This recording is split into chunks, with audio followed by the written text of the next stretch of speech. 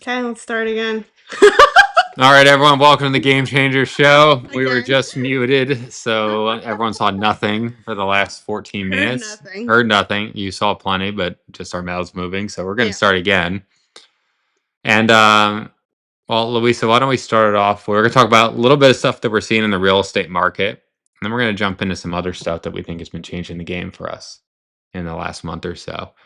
Um, but I want you to start first. I know you just told the story because we were on we were on mute, but I want you to talk about this. We did an ovation deal, Yeah. and we got some interesting after the buyer purchased the property. Mm-hmm. Um, and to give people context for this novation deal, is a single wide mobile home in Reddick, Florida, so a couple hours from Jacksonville.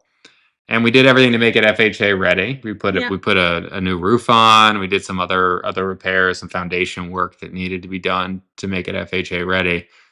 But we didn't like renovate the inside. It was in Mm-hmm. decent, pretty good shape, but it was a 10-year-old mobile home, so everything Yeah. was original. It was okay, but it was original. But you got some interesting feedback from the buyer after. So you want to share the feedback that we heard back after the purchase. Yeah, so after the purchase that the buyer communicated with the seller Hmm. and basically told the seller like she was very excited to move into the property. And the seller was pretty surprised to hear from the buyer by then because it was 2 weeks after closing. Hmm. And so the seller was like, "Oh, that's great." Basically started a conversation with a buyer. Hmm. And the buyer tells her like, "Yeah, it's taken us 2 weeks to kind of do some renovations that we wanted to do to the property to move into the property she wanted to move into." Hmm. And so it was very interesting because the conversation got to a point where the buyer shared with the seller the reason why she bought this property. And the reason was it was within her budget. Hmm. And she thought she could just put a little bit more love and maybe a couple grand more to make the house what she wanted to move into. Hmm. And she shared the fact that she was like, if I was looking for this the way I have it now, right, with the renovations, the additional reno that she did, Hmm. um, she was looking at properties like maybe 10 or 15 grand above her purchase price. Hmm. And she did all the renovations that she wanted for I think it was like around 2 grand. And she's like, we painted the inside. They did whatever they wanted. And she's like, I'm walking into a property that I'm excited about making memories at a price point that made total sense for me. Yeah. And it just takes me back to this thought and like this conversation that you and I have had for a while now, which is what are people really looking for right now? Hmm. And what's important for the buyers? Yeah. I think I think we started to notice that the price has been more important to the buyers versus just having like the most renovated thing. Mhm. A few months ago, we were having the most renovated thing, still putting it out at what we thought was a competitive price. But obviously, if you spend $60,000 or $75,000 renovating a place, well, there's a certain price you have to sell it for. Right. And I mean, sometimes you get that price, sometimes you don't. Mhm. But what we found is by now doing kind of less renovations, Mhm. we can just put that property out at a more attractive price. Right. And doing all the stuff that is needed to make it FHA lendable. Mhm. And depending on what the property needs on the inside, sometimes some of them are pretty nice on the inside, but if it needs some stuff, not going to the same level of renovation that we did before, like doing everything right, but Yeah. maybe choosing like the laminate countertops instead of the granite Yeah. countertops and choosing um I have a pretty yeah. easy example. Like, a lot of what we were doing before was like, and I just said this before, but no one was hearing us. But so, I said, it's really important for me, thinking about renovating a property. I always think about creating a home for someone. And so, even though I know we're flipping it and whatever, I want someone to walk in there and feel like they're walking into their next home, Mhm. right? Like, it was actually thought of, like, it feels nice. And so I feel like at one point the market was rewarding Mhm. um the extra effort we were putting into it, which was we were retiling bathrooms Mhm. or restructuring bathrooms Mhm. where like a lot of mobile homes or yeah, I'll say just most of the mobile homes that we had um are great, but sometimes they're old and the way that they're laid out is not the best Mhm. or it's not modern enough. So, I would take the time to like structure it in a way that is much nicer. It makes, everything look bigger and like better. And it has an extra cost, Yeah. and it looks nicer and it feels nicer. And you're walking into a property that is amazing. But people are not able right now, or more than not able, I want to say like there's just like this thought of like they're willing to walk into a property Mhm. that is less renovated as long as it fits their budget. Yeah. They're not And looking to stretch. yeah, no. And also like so that stopped being like that stopped being rewarded. Yeah. And so even though we're doing the flips and we're renovating a lot, we're not going in as deep as we were going. Mhm. And um as like one of my friends, her brother-in-law bought a property. Mhm. And it was their first time buying a property, him and his wife. And so my friend said to me, you know what was the biggest difference for them to purchase a property? And I said, what was it? And she was like, 15 grand. And I said, okay. And she was like, 15 grand, and this kitchen did not have countertops. Yeah. And then, she was like, but they were willing to put the countertops in themselves Mhm. and made total sense to them.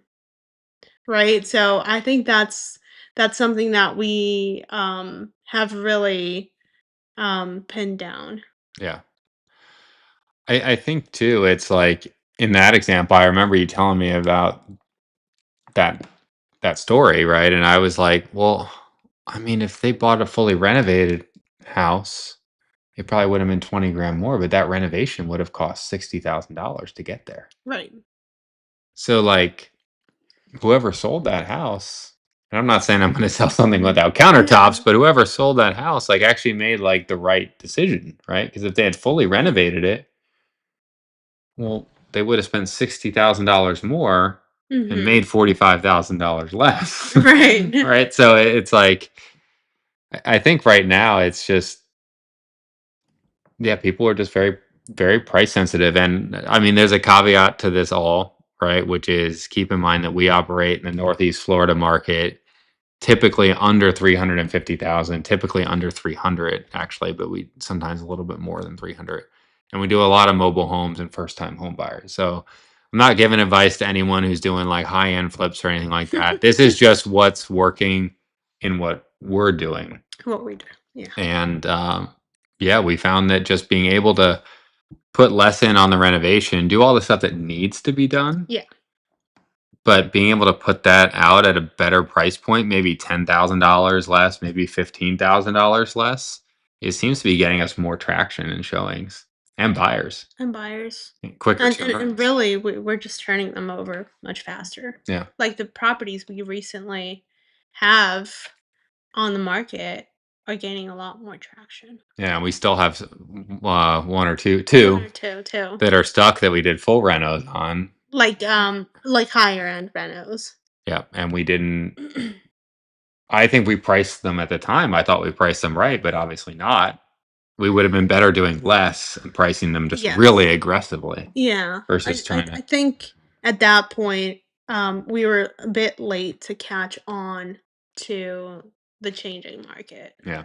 Um, but then once we caught on it, like the properties that we're selling now are those things, right? Like they're renovated for someone to move in, Hmm. but they're not fancy, Right. right?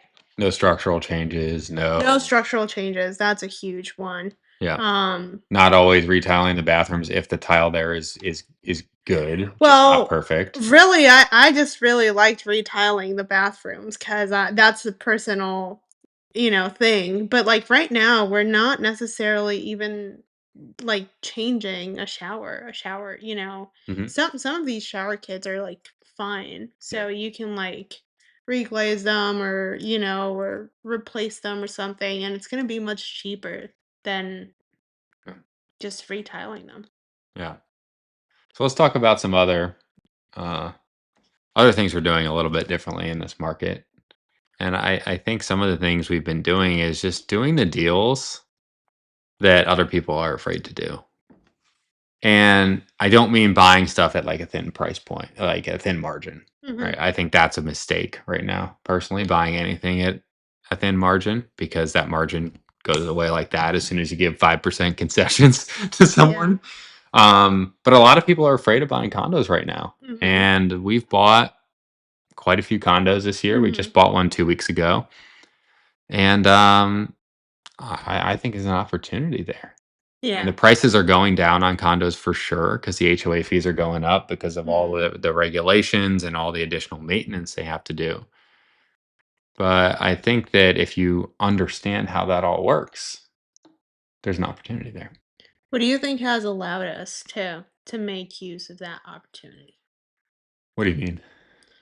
Yeah, like we were talking earlier about how there might be like a barrier of entry. Yeah. I think one thing is maybe this part is just the mindset part of it is I'm just very comfortable transacting in condos because when I was a real estate agent in New York City, Hmm. like condos and co-ops were what I sold. Right. So I understand like the problems that can happen in a condo and Mm. what to look out for. Right? Problems like the reserves are like super low. So if they need to like, change change a faucet, they're gonna have to hit everyone with a special assessment, right? Like they're talking about doing work in the Mhm. building, but they haven't officially released a special assessment, but they're talking about a project that's gonna cost Mm. $500,000 or $1 million, right? Yeah.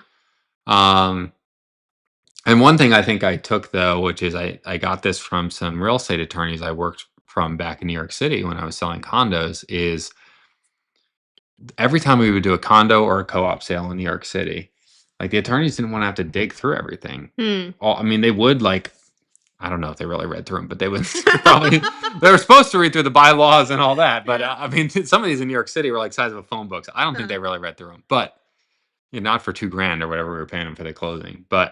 Um, but they would send a condo or co-op information sheet Mhm. to the HOA and say, I need you to fill this out. We'll pay $200 or whatever it is to fill it out. Mhm. And it has all the stuff. And it's essentially a disclosure from the From the HOA HOA. Yeah. that's now in writing. And now, I mean, there's some I think potential liability there, right? that If makes a there's not, total difference. yeah. Yeah. So what we did is I created a very simple one. It's a couple pages long. And when we put a condo under contract the first day, we reach out to the HOA and we say, here's our condo information sheet. I understand this is going to take you guys time because lenders send these to them all the time. So they're used to this. We are happy to pay the fee of Mhm. 150 or $200 so that you can get this back to us. Yeah. And we pay them and Mhm. we get it back. And stuff that's on there is like, do you have any upcoming special assessments? Are there any projects that have been discussed at all that and if they have been discussed, like, has it been discussed where the funds are going to come from? Because a mistake that people make all the time is like, oh, there's no special assessments. Great. Doesn't mean they're not talking about doing one in a month, Mm. right? And they just haven't determined it, right? Yeah. You can't rely on just the estoppel that Right. you get because the estoppel will only tell you what's already in And you stone. could probably get in some tight place. Sure. Yeah. Yeah. Um, So yeah, so we send that questionnaire. We ask about the reserves. We Mhm. obviously get a copy of the bylaws and all that kind of stuff. We ask what their rental policy is. We ask if there's any restrictions on entities that can That buy. can buy. Mhm. Um, couple other things. What the if there's a right of first refusal, the approval Mm. process, what the current dues are if they're planning to go up, right? All those things are necessary information, right? Yeah. Because I think where people get trapped is, like I was saying before, like it's super easy to comp a condo, right? You got 200 units in the same building, and we're buying these all over Florida now, but I find it Yeah. very easy to comp them because there's an exact unit of the exact Right. same square footage right above you. But where people get stuck, besides like the nuances, like, what does it overlook? What floor is it on? People forget that, right? Which is important. But where they really get stuck is like, okay, that condo sold Mhm. for 250 Okay. like a month ago. Mhm. And they don't take into account that since a month ago, the HOA dues have gone up by $300 a month. Mm. Or they don't take into account that since a month ago, there's been a special assessment that's been passed. So that's when a big special assessment is passed in a building where the units are only 150 to 250 grand. Let's say you pass a 20 grand assessment. Well, there's a lot of people who can't afford it. So guess what happens? Units start coming on the market Mm. and people start trying to unload them because they can't afford the $20,000 assessment that's coming. Sure. So you got to kind of take into account all those things. Like I've also noticed that when you go and you look at a condo building, if you start to see a lot of people on the market cutting, and there's a lot of actives, not a lot in contract, a lot of people cutting their price. Well, they're trying to get out of there for a reason. So it kind of Mm. sets off like a bell in my A head. It red said, flag. "What's going on?" Yeah. And sometimes you have to press the HOA managers because they don't want to tell you what's going on. Right. Oh, we also ask about litigation. Is the HOA in any litigation with anyone right now? Normally, an HOA of a couple hundred units is in litigation with one or two owners over not paying their fees. That's not a big deal, but you want to make sure there's not some massive lawsuit happening Well. against the HOA. I mean, it's one thing if they're, foreclosing on a guy for not paying his fees, but there's Right. another if there was a huge incident and someone's suing them for $5 or $6 million. Mhm. But yeah, I think the game changer there has been really sending that info sheet to them, making sure they fill it out all the way. Because sometimes they'll fill it out halfway and send it back to you, and you say, "No, we paid to have this filled out. You need to fill it out." That question is not that's not possible to have a not applicable to a yes or no question. So I need you Right. to answer yes or no, please. Yeah. Because you will, either people they won't want to do the work because it takes work to look it up, or they don't want to tell you what's going on. Yeah. So I think that's been some of the ways that we take the risk off with the condos. And then I think also it is too is like I'm not buying a condo on the same formula as I'm going to buy a single Right. family or a mobile Yeah. home, right? You got to take into account that there's more holding costs. You've got HOA fees. You've got to take into account that you might have to cut the price more to sell it. Right. So you got to be more conservative and buy on a different percentage of value.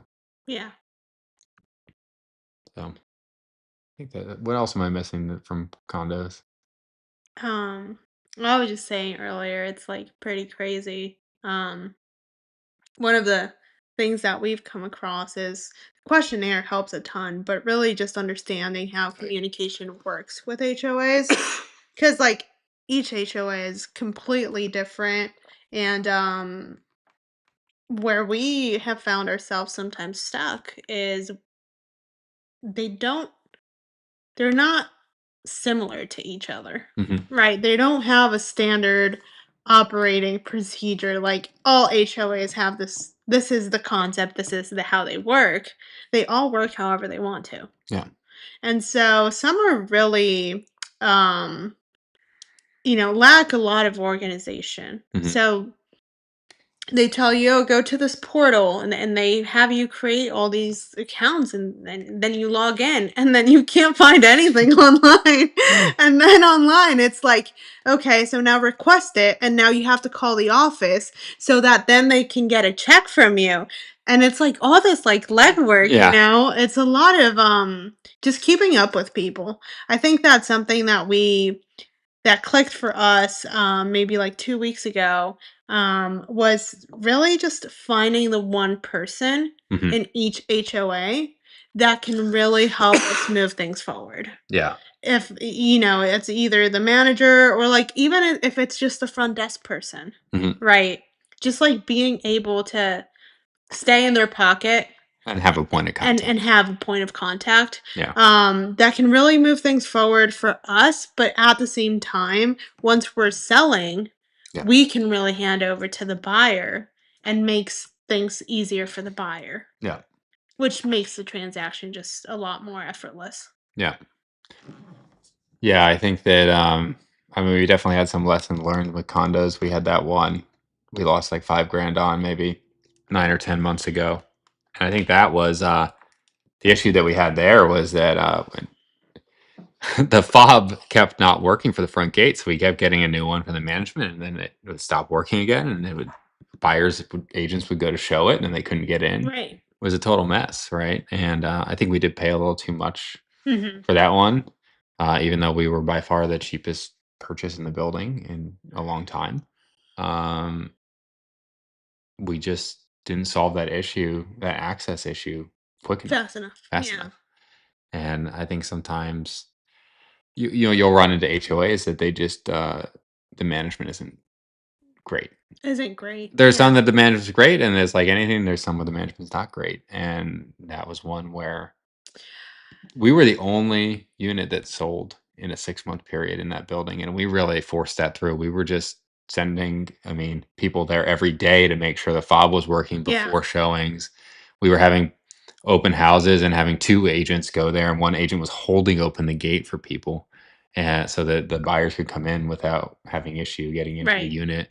So, like, it was just I think made that was things a more lot of painful. effort. Yeah, Yeah. a lot of effort.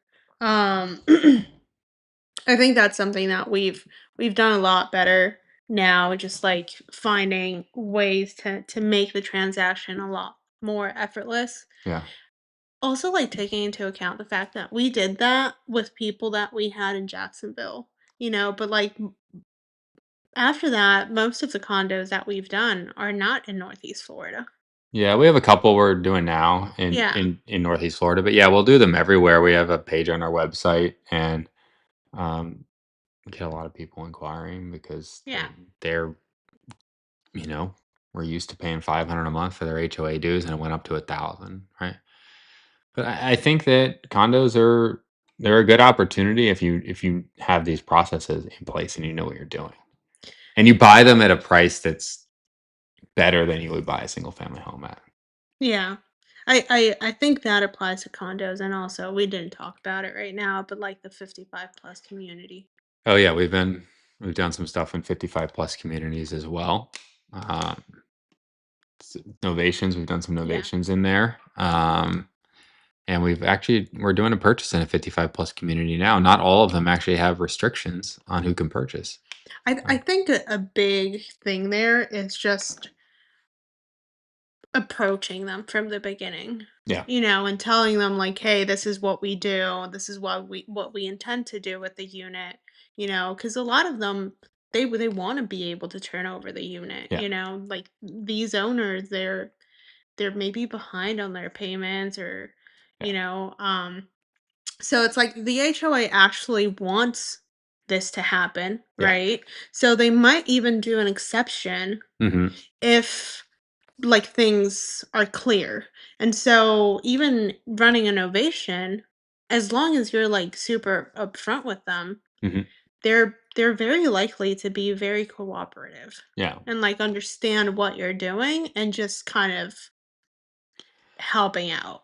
I think for the most part, it's not that we've run into people on HOA management that aren't cooperative. It's just Mhm. sometimes we run into people who aren't organized, Yeah. and timelines move slower. Slower. Like, I don't think it's realistic to expect to be able to purchase a condo in 14 days. Hmm. I mean, it's possible. Like, we have one condo we're doing now where the HOA is super on it. They sent us that sheet back Yeah. literally like the next day. But it's a very large condo complex in Jacksonville. I think they have 500 units, so they're very well organized HOA, right? Yeah. Some of these smaller ones, they're not as organized. They might have 50 units, right? And that that can be more challenging because maybe the manager doesn't manage just that HOA, they manage 10 HOAs. Yeah, I find it also like a lot of these HOAs where we found like less organization Mhm. are HOAs that have been there for years, like let's say 2 decades, 3 decades, but they've had how do you call this? Like when they like redo the entire HOA or they change like the Oh, they changed corporation the or the management yeah. over. And so they've changed like every 5, 6 years, Yeah, every 10 years. And so of course there's like documents from like 10 years ago that are not applicable anymore because yeah, and so it's just like yeah, just like messy to the point that like maybe even the managers are doing their best effort, but it's just hard to yeah, to really be able to communicate a clear message. yeah. But I feel like we have a good system now Yep. for it, especially with I think the game changer. And if anyone wants a copy of that, just hit me up, text me or something, and I'll send you a copy of the HOA questionnaire that we use. Um, so now let's move on from the real estate stuff. Talking about some other stuff that's kind of been a game changer for us. I know I've talked a lot in the last couple months about this new hiring process that we've put in place, Yeah. and I think we've made some good hires and we've Mhm. made some bad hires. Yeah. And I think the one thing we've done well is after every bad hire we make, we're typically good at correcting that error and letting them go fairly Yeah. quickly. But sometimes within a day or two, Mhm. when we just realize it was a mistake. Um, but I think what we've done well is we've debriefed after Each every time. time that it didn't Mhm. work out with someone and said, okay, well, what could we have done better in our hiring process? What could we have done better in our onboarding process to ensure that we hire the best people and we onboard them effectively? So we've been making those tweaks over time, but I think recently you made, after some debriefs, you made a tweak. You want to talk about the tweak that you made to our process? Yeah, so if any of you heard, I think it was our last podcast together, we talked a lot about how I had modified our hiring process for our acquisitions closers. And so I divided the interview in two parts. The first part tests certain things, and by the end of it, I give people some resources Hmm. so they can learn and understand what we do, why we do it, etc. Then on the second round interview, they come in, we role play once, and then I have them hit the phone. Or On that's what I was live calls with real live sellers. calls Yeah. with the real sellers. Or that's what I was doing. Right. And after debriefing a couple of people, I realized one of the best hires I've made. I was really willing to bet on him, Hmm. right?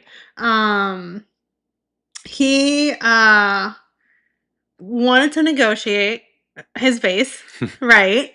And so I asked you. Hmm. And at the time, you gave me a lot of pushback about it. Sure. Yeah.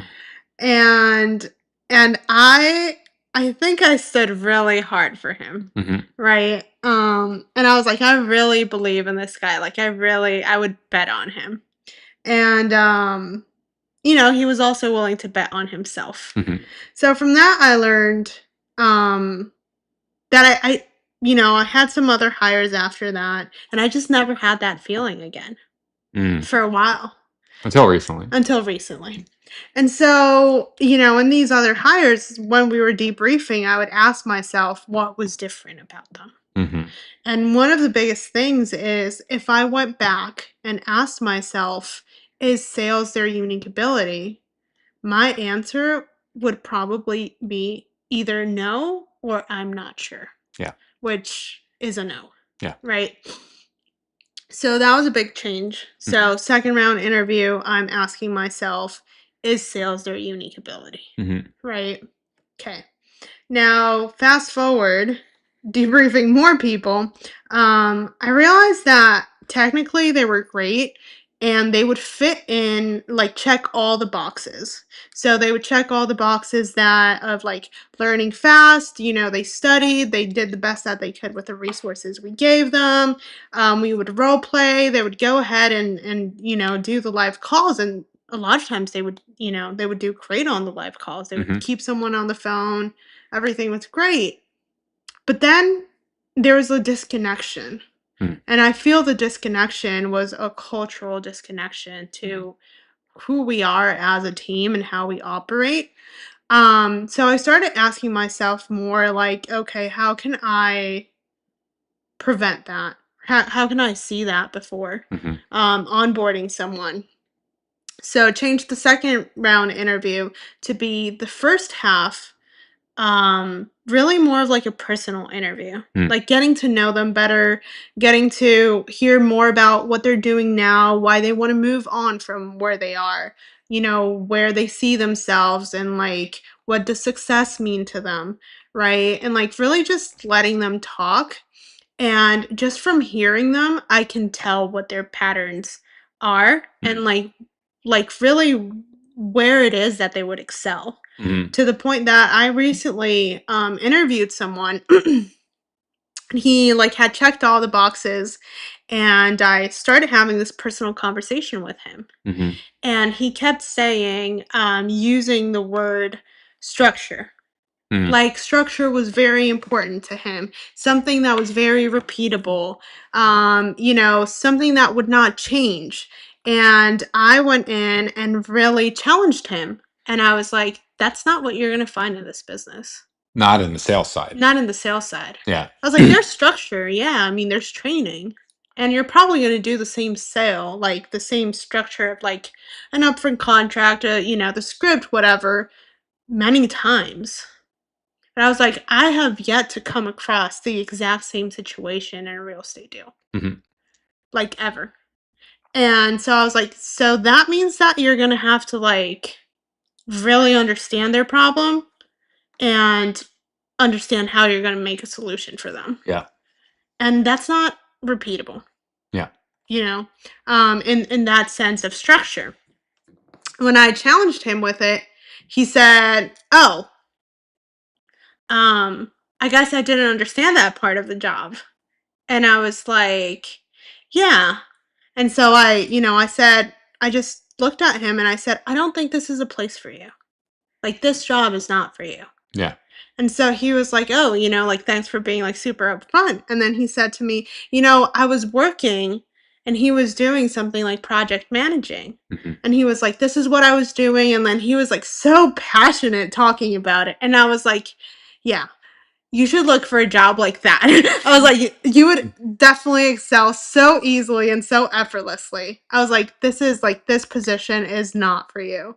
And he was like, "Yeah, call me if, something comes up, whatever." He was super grateful.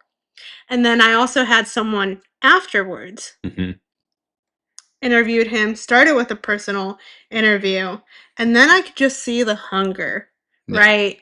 That hunger for like success, and the fact that sales is not only his unique ability, but I think it's like his passion. Mhm. And he specifically came into our interview with something that the crate hire that I'm talking about came with too. Mhm. They came with questions, and not questions about the company specifically or us or anything like that.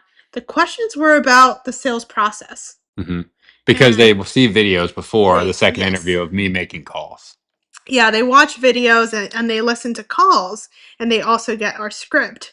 And so they're like, "Oh, so like what happened with this prospect? Like this prospect was very challenging because this and this and this, and I really liked how Mike did this and this and this. Like how can I learn how to do that too? Mm. How can I learn how to do that faster?" You know, and the minute I tell them like day 1 you're taking calls and you're going to be able to apply this, they're like super giddy about it. Yeah. They're like, "Oh my god, I'm so ready. Let's go." So just like very well, I ended up hiring this person. He's only been with us for 1 day, Yeah. but I'm, like, super excited, and I think that he's gonna be, like, a killer salesperson. Mhm. But just changing that part of the second round interview into personal and then technical in the way that then they take the live calls, right? I wanna make sure that they can handle the pressure of the live calls. But that personal part of the interview, it really helps me, like, gut check and challenge them and know if they really wanna be here and if sales is really their thing. Or not necessarily sales, I'll say this type of This sales. type of sales. Yeah. Yeah. How do you do that? Because it's still a group interview sometimes in the second interview. So Yeah. how do you structure that so you can get to know people, but it's also in a group setting that's efficient for you? Oh, that's a great question. Let me think about it. Um, I mean, to be truly honest, I just tell them, like, "Let me know a little bit more about you. Tell me," and then they'll start talking, and then I'm just very skeptical, just keep asking them questions. It's almost like a sales process, Yeah, you sure. know? I'm just keeping, like, open-ended questions and just being very skeptical. And then Um moving from one person to the other though, or like how do you do that if you have Yeah, multiple people? Okay. yeah. So, interesting enough, this, like, personal part that I just started doing this a week ago. Yeah. I had interviews with multiple people, but only one showed up on each one. Okay. So I've yet to test it out. I have multiple interviews tomorrow, so but yeah, I think it's also on the first round interview, there is a part where I give them time for questions. Yeah. And you can really tell who is that social person Mm, that's going to, like, I don't know, they're just, like, really open. They're, like, all about the questions and, like, they're skeptical themselves. yeah. And that's the people that I end up also seeing, like, shine at the end, if that makes sense. Sure. Yeah. I think on the hiring side, the other thing that has given us a bunch of traction, obviously this whole process, but now I feel like we really have, depending on the location, like like anywhere from two in the US is really just Indeed and LinkedIn. We tried a bunch of other stuff that didn't work. Um, but having two really good channels dialed in, like Yeah. LinkedIn and Indeed, A/B testing stuff, job titles, making sure we're getting a good cost per applicant, tracking, how not only tracking like what the cost per applicant is, but tracking how many people from each channel like pass the one-way interview, right? Because Mhm. sometimes some channels will get you a ton of people, but like no one passes the one-way video interview, right? So you're not getting qualified Yeah. candidates. And then internationally, we've got really four channels going on. Two Yeah. of them just direct to our website. If anyone's curious, we use We Work Remotely, onlinejobs.ph, Indeed in each country, and LinkedIn in each In country. each country. And that's been getting us a good amount of applicants, so we can pick the best. I mean, we're getting 900 to 1,000 buyer, 800 to 1,000 buyer applicants per week. That's our closer acquisitions position, Mhm. and our follow up specialist position. We're getting 2,000 to 3,000 applicants a Yeah. week.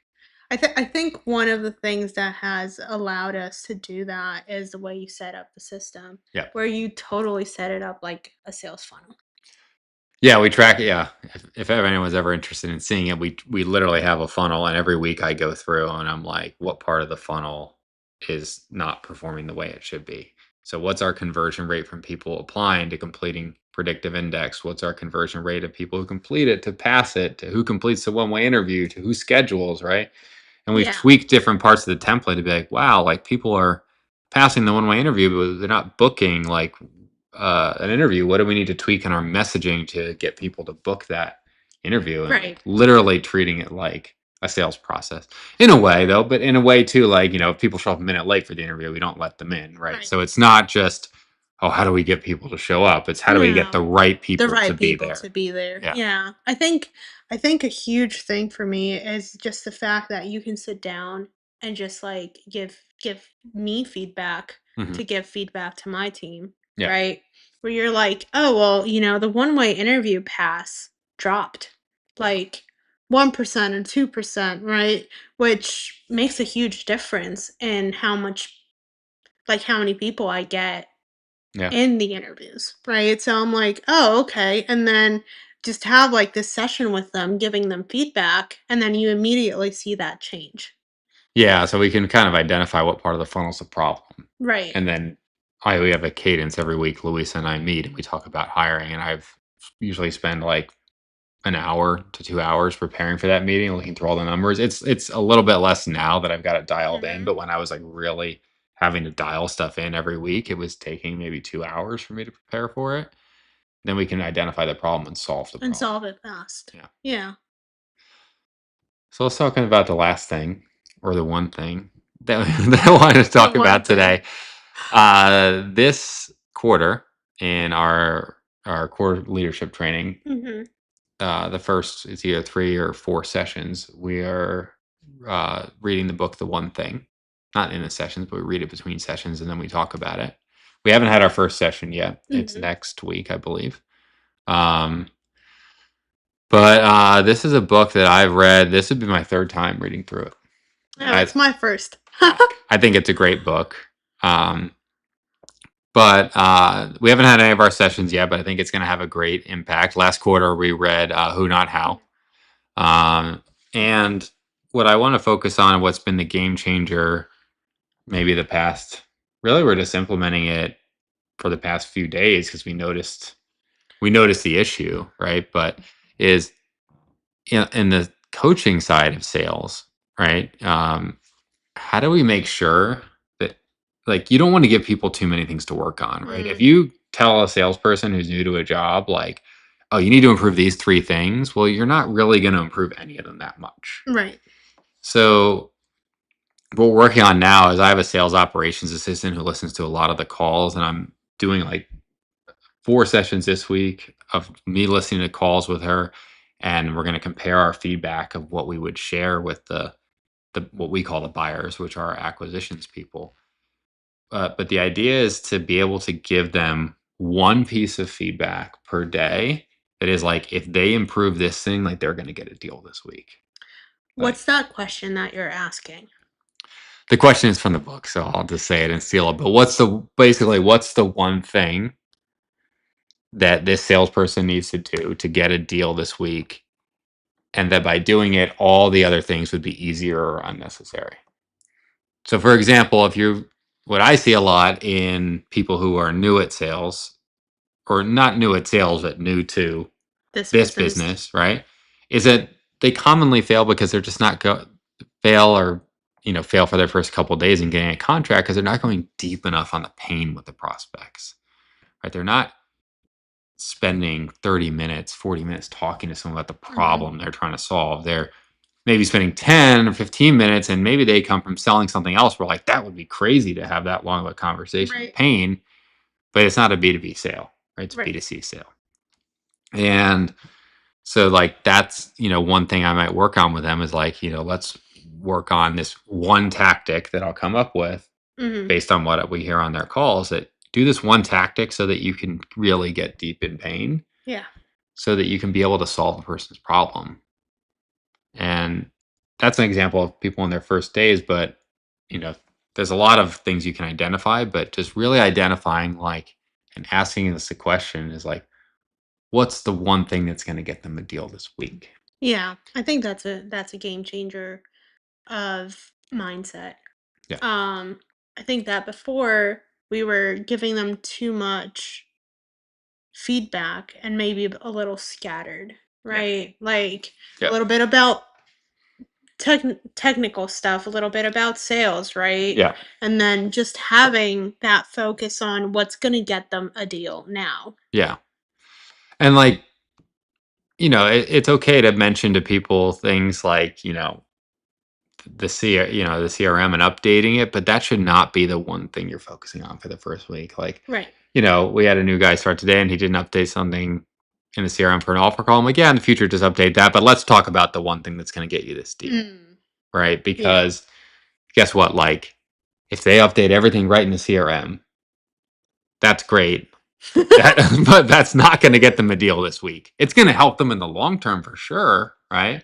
But we do Yeah. have someone who's our sales operations assistant who goes behind and updates the CRM for them. So yeah, they're going to take a little bit, but I'd rather them in their first week be having great Yeah. conversations with sellers about pain and solving problems and getting the influencers involved than saying, "Well, what's that button I'm supposed to click on the Yeah. CRM?" And we have a like documentation where they can see the flow of what they should do, but like the feedback and the coaching, I'm not going to waste a coaching session Right. on, "Hey, make sure you click this button and Right.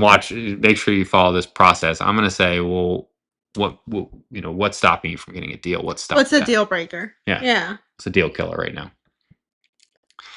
So, we're constantly trying to think, like, now it's like, okay, so they're gonna take calls in the morning. Can we get them feedback on those calls? Just that one thing, right? They might have a lot of things they're doing wrong in their first day or two, Mhm. and that's just fine, right?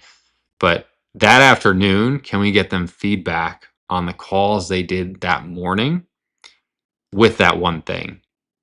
And if we can get them that feedback by 2 o'clock or 2:30 in the afternoon, they get the rest next few hours to implement that Right. feedback, cement it in, do it the next morning, and then the next morning we're going to listen and say, okay, what's the one thing today?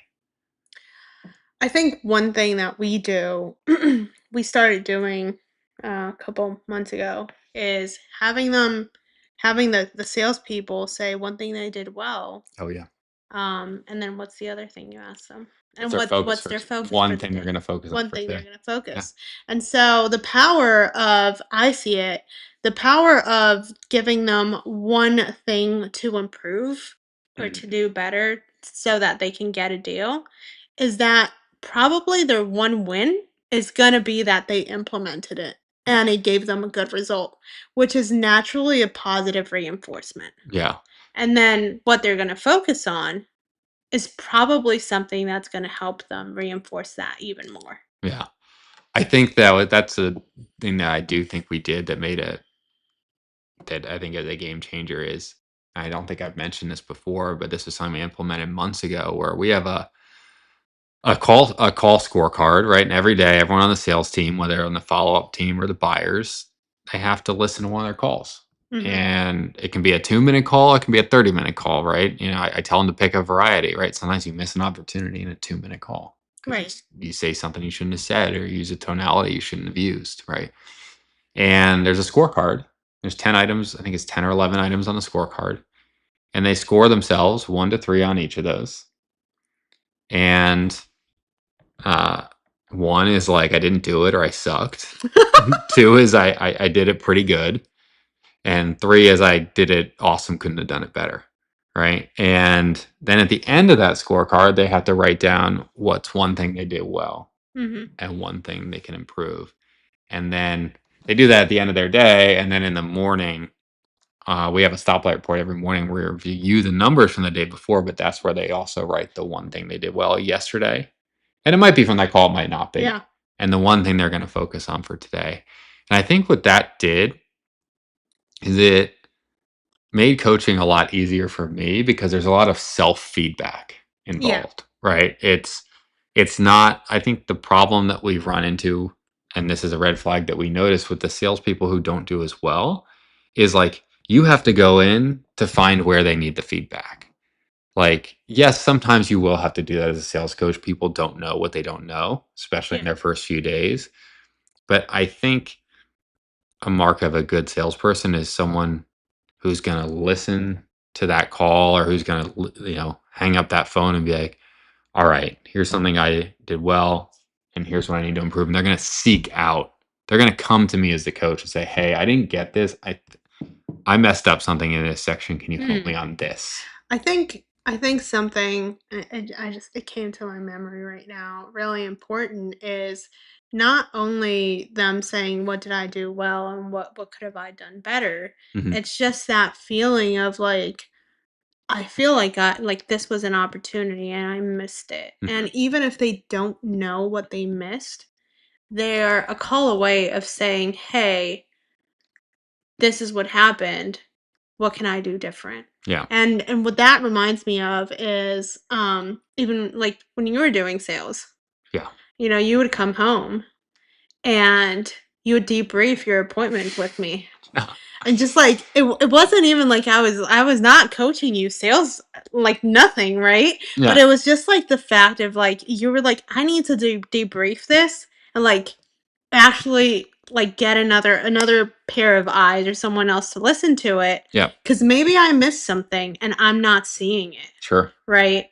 And so just, like, the person that has that ability of, like, coming back and seeking that feedback, those are the people that create that massive growth. Yeah. I was talking to Gabe Maniscal, who has done tons of closings in Jacksonville, and him and I were talking, and and he was like, "Have you ever left an appointment and not said to yourself, 'Damn, there was something I could have done better there,'" even though you got the deal, even though you got the like, "Oh man, I could have got it for 5 grand less. Oh, I could have done this. I still messed up on this. I got some resistance here. Like, what could I do better?" And I think that's the mark of a good Hmm. salesperson, is someone who's always trying to grow. I mean, I remember when I was, doing a lot of Sandler training, and I would call Pat McManaman, who owns this, or owned the Sandler franchise in Jacksonville, and he was my coach. And I would call him. I'd say, "Pat, here's something that happened this appointment. I'm stuck." And we would talk through it. We'd spend Yeah. 20 minutes talking through it. But I would come to him with something specific. I Yeah. wouldn't just say, "Hey, I'm not getting deals." I would say, "Hey, I had this appointment. This thing happened. Here's what I said, but I don't think it landed. Hmm. What's your feedback for me?" Well, And I think give it to me honest and raw, right? well, I think that's something that, I think that's something that Blake has done incredibly. Sure. Yeah. Yeah. I think the people who succeed do, right? They're Yeah. seeking out the feedback, because we don't always know the answers, right? But we got a resource. Right. Yeah. And I think it's just that you and I spoke about this in the coaching part of things. It was also just like reminding people that you're there for them. Yeah. Right? Like, hey, if something comes up, you can call me. Yeah. I tell my salespeople, I say, "You can call me whenever you want. Yeah. If I'm not available, you're just not going to get an answer, because my phone's on do not disturb." Right. But it's like pick up the phone and call, Yeah. Pick up the call. bro. Right? And like and get the feedback. I'll say, I think there's one other thing that we're working on. We did improve some of this already a few weeks ago. One thing we've done well is we all the questions that people ask when they get onboarded, Mm. we write them down. Or I had some chats in Slack and ChatGPT and Zoom recordings, and we transcribe all of those. And in case we forgot to write them down, we take them and we put them in ChatGPT and say, "Extract all the questions that were asked here." And then Alejandra, who's our sales operations assistant, creates a list of things for me to record. And then we just improve the training. Right? "Oh, people are confused on this. Like, this video is not clear enough. Let's re-record this video, or let's add this thing because people aren't getting it." And like, it sounds like a lot of work, but it's not, because you used to imagine, like, if you have 3 or 4, 5, 6, 7 salespeople, you have to repeat those lessons. Where if you have it built into your training modules, like, it's there, and when people ask the question, you just send them a link to the training module. I think that was something that was a huge game changer for us. I Yeah. think it was something that took quite a push and effort from you to like start building, Yeah, to right? start, it was a To lot. start. Yeah. Now it's kind of going, so it's being fed all the time. But to start, it was a push. Yeah. But I think that was huge because before we were finding ourselves in a place where maybe we were, like, reluctant to hire, right? Because it took so much Because it took work. so much work and so Yeah. much effort So to much live onboard, training. Yeah. right? Yeah. To get them to a point where you were like, "Okay, they're ready, let's go," right? So, it was like, if I was hiring someone that was gonna come work for you on your team, I was reluctant to hire someone that I could see talent in, but I was like, "No, but it's like raw talent, like, it's gonna take too much." Mm. For Too much too much effort. effort from Mike and just training and, like, we also used to train every single day. Yeah, and that we was too changed much. that. Yeah. Now we train twice a week live. Live. Yeah. Yeah. And then they have all these resources. Fun fact, we have more than 230 videos Hmm. for salespeople. Yeah, if anyone wants those, just email me. Those are $10,000. No, I'm kidding. You can email me. I'll send them Um, to you. and it's, like, so interesting, right? Because they can go back and just watch you debrief an appointment, watch you like, a call. Yeah, it's me making live It's calls, making me yeah, talking about why I did something on a call. yeah, There's a concept and then usually a live call after it. yeah. So they get to see the concept and how it's implemented. I think that Alejandra and Mariana have done a great job. So Alejandra listens to the call or looks at the videos, and she tells Mariana where to cut them.